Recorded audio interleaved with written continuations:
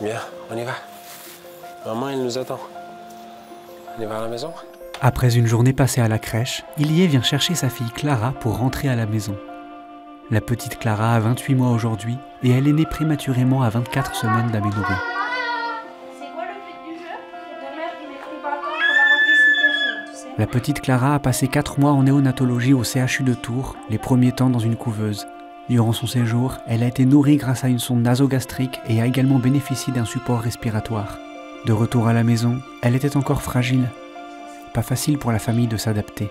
Donc à la maison, beaucoup d'incertitudes. Donc on est retourné finalement sans la sonde nasogastrique, sans oxygène, avec la bouteille, mais toujours en surveillance toutes les semaines, chaque semaine, on voyait les pédiatres, on était en liaison avec les pédiatres.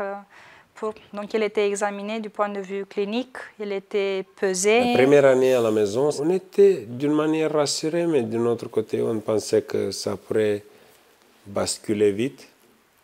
Donc ça pourrait aller vers le pire, mais finalement, non. On a eu du mal à se projeter. Donc nous, avec Clara, on a pris les choses au fur et à mesure, jour après jour, petit pas par petit pas. Clara est restée isolée à la maison avec ses parents et ses frères et sœurs jusqu'à l'âge de 12 mois à cause de sa fragilité. Aujourd'hui, elle éprouve des difficultés dans ses interactions avec les autres.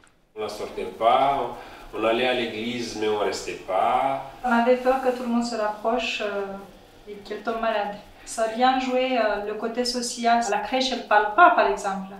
À la maison, elle dit des mots, des phrases.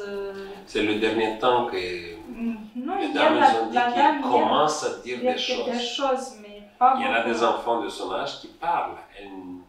À la maison, elle parle, mais à l'extérieur, Non. elle ne dit pas grand-chose. Pour ses frères et sœurs, voir l'état de la petite Clara à l'hôpital n'était pas facile. Ils ont pu lui rendre visite 2 fois, mais malheureusement, ils ne pouvaient pas la porter. J'ai ressenti un peu de la tristesse de savoir que Clara elle était à l'hôpital et que peut-être elle risquait de mourir. J'ai toujours aimé être à côté de ma sœur. Même si elle faisait pas de bruit, je trouvais qu'elle était agitée. Et quand Clara elle est rentrée à la maison, ça m'a fait vraiment de joie parce que je l'aurais pratiquement sauté dessus si ça aurait été pas un bébé. Maintenant, elle est très grande, elle est très gentille et elle est aussi rigolote. Et surtout, on aime bien être ensemble. Dès son retour à la maison, ses frères et sœurs ont créé des liens avec elle. Si la petite Clara est en bonne santé, dans quelques semaines, elle passera un examen ophtalmologique pour vérifier l'état de sa rétine. Elle bénéficie d'un suivi médical jusqu'à ses 7 ans, comme la plupart des enfants nés prématurément, afin de surveiller attentivement son développement.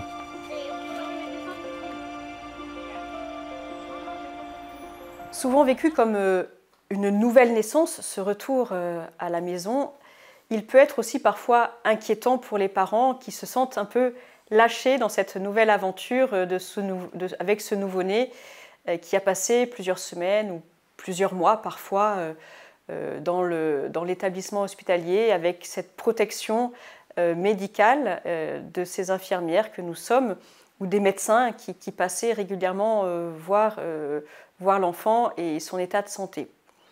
Il est important de se dire et de dire aux parents que si le corps médical permet le retour à la maison, c'est que l'enfant est prêt à rentrer, que ce nouveau-né est prêt à rejoindre les siens à la maison. Le retour à la maison est aussi un bouleversement pour le nouveau-né. Il ne connaît pas encore ce domicile.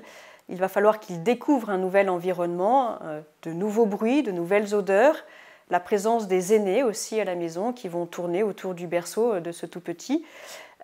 Et donc l'enfant va devoir s'adapter. Il va peut-être changer d'attitude, se réveiller un petit peu plus, manger un peu moins, recracher un petit peu plus de nouveau. Toutes ces changements qui peuvent être source d'inquiétude pour les parents qui se retrouvent à la maison sans la sonnette, sans le corps médical, sans les alarmes des appareils qui nous disaient comment allait l'état de santé de l'enfant. Donc ne vous inquiétez pas, soyez sereins. Encore une fois, faites-vous confiance et faites confiance à votre tout petit. Il saura vous dire à travers son comportement, à travers ses attitudes, à travers son regard, travers ses sourires, de quoi il a besoin. Vous êtes capable de comprendre votre tout petit et ses besoins parce qu'il n'est pas né hier. Cela fait plusieurs semaines qu'il est né et vous avez appris progressivement, les parents ont appris progressivement à comprendre ce tout petit. L'enfant prématuré, en tout cas un nouveau-né, on sait qu'il devient rapidement le centre du monde, l'enfant. Le nouveau-né prématuré peut-être encore plus, mais il est important que chaque membre de la famille, que ce soit les parents, que ce soit les frères et sœurs, puissent avoir aussi leur place. Que les parents puissent avoir du temps ensemble, que les parents puissent avoir du temps avec les aînés, et puis bien sûr du temps pour le prématuré qui rentre à la maison.